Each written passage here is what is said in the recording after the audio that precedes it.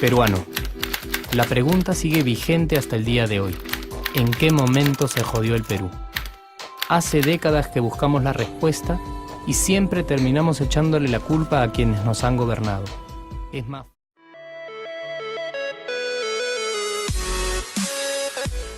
fácil decir que nuestro Perú se hundió por la reforma agraria de Velasco, porque el arquitecto no le dio importancia al terrorismo, por culpa del primer gobierno de Alan y su tren cargado de inflación e inoperancia económica, por culpa del autogolpe, los Vladivideos y la corrupción en el gobierno Fujimori, por culpa de los whiskies y la hora cabana, por culpa de la mayoría de la clase política que gobernó y gobierna el Perú y que sigue viviendo en el escándalo y en la corrupción. Pero por más que querramos deslindar nuestra responsabilidad por la crisis social que asfixia al Perú, compartimos demasiados hábitos que nos hacen muy parecidos a quienes culpamos y criticamos, porque aún creemos que la criollada se tiene que celebrar como si fuera parte del orgullo nacional. Somos vivos y por eso compramos facturas para pagar menos impuestos. Ganamos los trabajos no por nuestro esfuerzo o talento, sino gracias a una pequeña coimisión. Nos colamos en la fila para que nos atiendan primero, aceleramos en ámbar y nos pasamos la luz roja, porque así llegamos más rápido. Somos tan vivos que si no encontramos estacionamiento, nos ponemos en el espacio azul reservado para las personas con discapacidad. Robamos la señal de cable, robamos electricidad y no nos consideramos ladrones.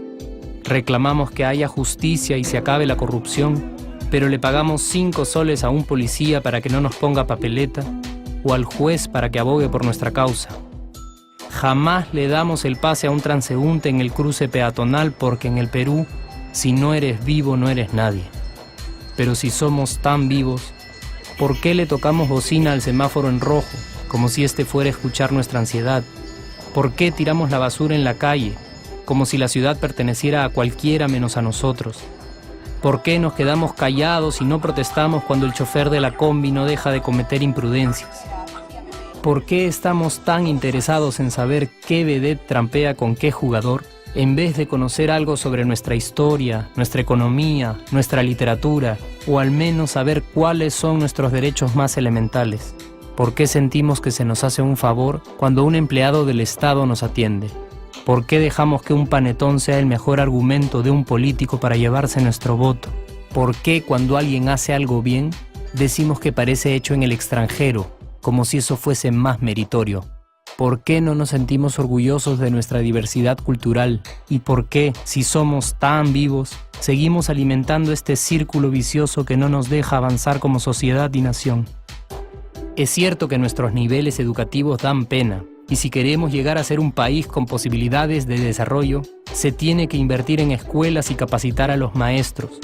Pero ¿de qué nos servirá una buena educación fuera de casa cuando dentro educamos a nuestros hijos dándoles el peor ejemplo? Es cierto que se necesitan medidas urgentes para frenar la ola de delincuencia y violencia que azota al país. Pero ¿de qué nos servirá pacificar las calles cuando en nuestros hogares la violencia física y psicológica parece haberse institucionalizado?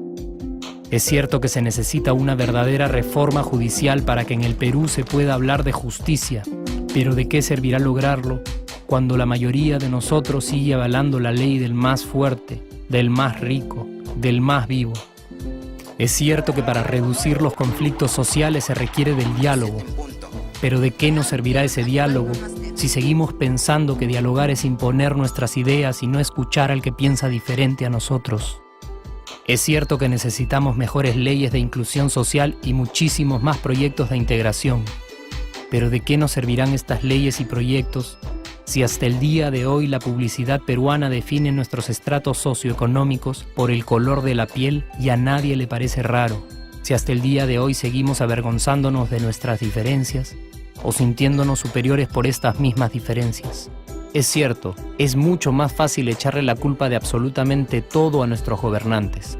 Pero la realidad es que el Perú se hunde en exacta proporción a esa viveza que alimentamos todos día tras día. Sí, somos nosotros la materia prima con la